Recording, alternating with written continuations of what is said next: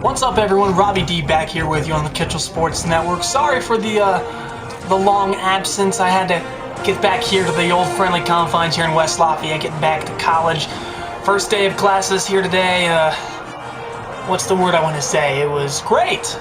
Yeah, it was great. Really enjoyed my classes so far.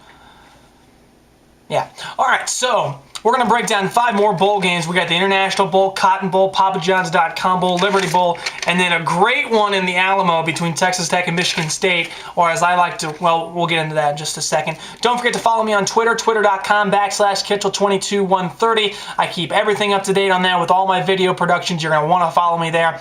And then also tune into my Monday night radio show here at Purdue. Links on the bottom, purdue.edu/WCCR. We'll be on next Monday night from 5 to 7, so be sure to tune into that. And then also tune into the guys from Seattle, Washington, Game Time Live with JB and KB. I'm their new college correspondent. I'll talk football, basketball, anything else they want me to do. 4:30 p.m. Eastern Time. Link is on the bottom if you would like to tune in. So let's go ahead and get things started. The International Bowl, I don't know why anyone would want to play in Toronto, but they do have a bowl game in Canada. In this one, Jim Leavitt, recently fired. Well, this was his swan song against Northern Illinois, and there's the look at the departed head coach. Who knows? Maybe he comes back. Third quarter, 6-3 USF until B.J. Daniels scrambling away from pressure and throws up a prayer, but it's answered by the love of A.J. Love. 46-yard touchdown, 13-3 Bulls. Beginning of the fourth quarter, still 13-3, the freshman Daniels stepping in for the injured Matt Grovey all season long,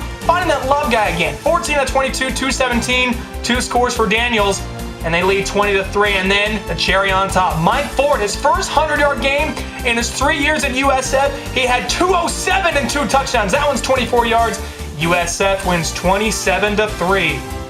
We move ahead to the Cotton Bowl between Oklahoma State and Ole Miss. Okie State looking for their first 10-win season in over 20 years. We move to the second quarter quickly. Jevin Sneed picked off here by Lucien Antoine, but it was a great pick, but that is what we want to see. Markel Martin laying out the quarterback, Jevin Sneed. It was a legal block, a legal hit. He was penalized for it though, but here's the little man, Dexter McCluster. And folks, you're not going to catch him. This one, 86 yards down the sidelines. Wave goodbye. You are not catching the Mighty Mouse from Ole Miss. 7-0 at the half. Ole Miss still leading 7-0 in the third quarter. Oh, tricky. It's the wild poke. Look at Keith Toston. The jump pass. Wilson Human a la Tim Tebow. Knotted up at 7 apiece. We go to the fourth quarter. And this is down to the nitty-gritty now. Still knotted up at 7 apiece. 4:08 to go. Here's the weird. Here's the real Wildcat. It's the Wild Rebel. Dexter McCluster, 34 carries, 184 yards. That's his second touchdown of the game, 14-7.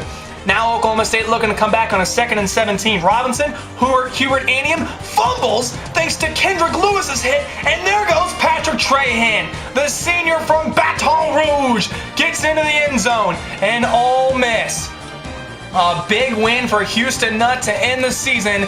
These two teams combined for 12 turnovers, 7 by Oklahoma State, 4 of them just by Zach Robinson. And the Rebels get the Cotton Bowl win, 21-7, their second Cotton Bowl championship in a row. PapaJohns.com Bowl, free pizza to the winner. UConn and South Carolina, nice tribute there to Jasper Howard, UConn's fallen wide receiver. Early on, first quarter, look at the one-handed catch by Kashif Moore. And if you didn't see it the first time, watch it again. Oh, lovely. Mom would be so proud. 37 yards for the score. UConn's up 7-0. Third quarter, it's 13-0. Boy, Steven Garcia, you know what? He had a great run, but man, he wasn't good down the stretch. Here, fumbles, and UConn would recover. Randy Edsall liking what his team's doing.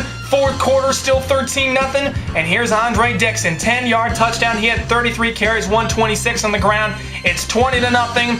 And that would end it. Edsall gets the Gatorade bath. And the Big East representative never lost in the PapaJohns.com Bowl in all 4 years. 20-7 win for the Huskies. Skip Holtz and ECU looking for the first 10-win season since '91. No score in the second quarter until Dominique Lindsay into the end zone. ECU takes a 7-0 lead in the Liberty Bowl. We moving ahead now. Third quarter, 10-3 Pirates. And then Patrick Pinckney, bad pass, picked off by Tremaine Thomas. And the Razorbacks take this one back 37 yards for the touchdown, 10 all game, Pinckney.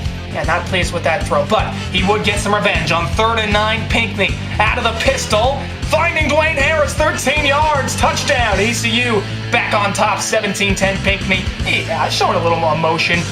Still 3rd, Ryan Mallett, the transfer from Michigan. People thinking he's going to be a pretty good NFL player. Underthrew that one, but Jarius Wright comes back for it. 41 yards, 17 all game. ECU chance to win it with Ben Hartman. 39 yards. Bang! Off the upright, no good. So ECU, no, they're not going for overtime. How about they kick another one? Hartman, same spot, 39 yards. Pushes it to the right. It's more like Ben, break my Hartman. And then we would go to overtime. Well, he's a little close this time. Left hash, maybe it's different. No, same result.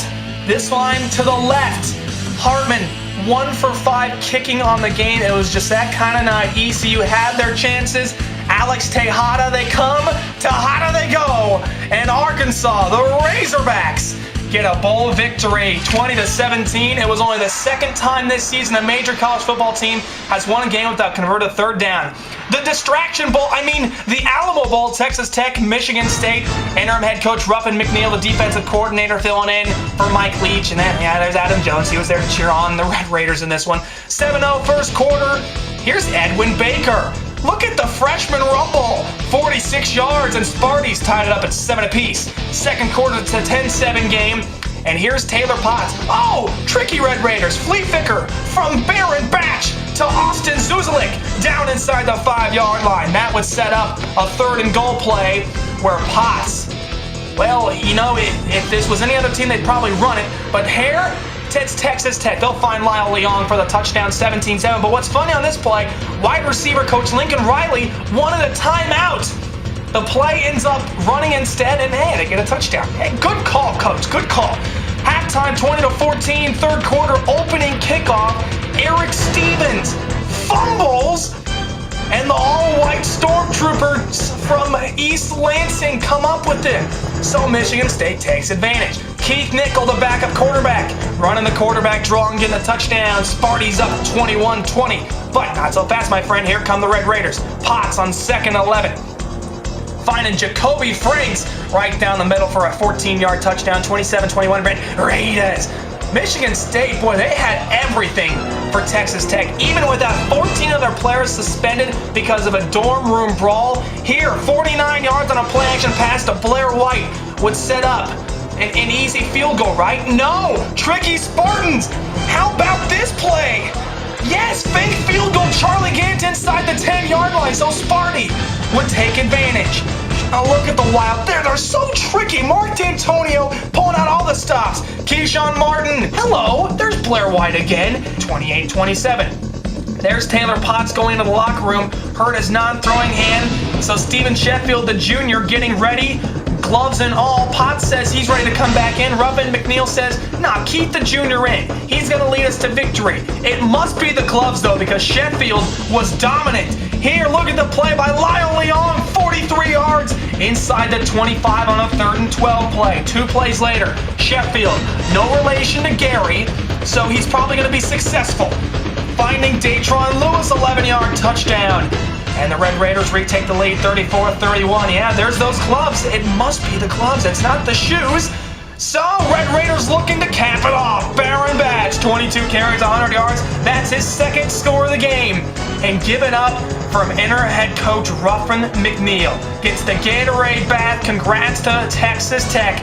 They win at 41-31. Taylor Potts threw for an Alamo Bowl record, 384 and 2 touchdowns. And he barely even played the 4th quarter.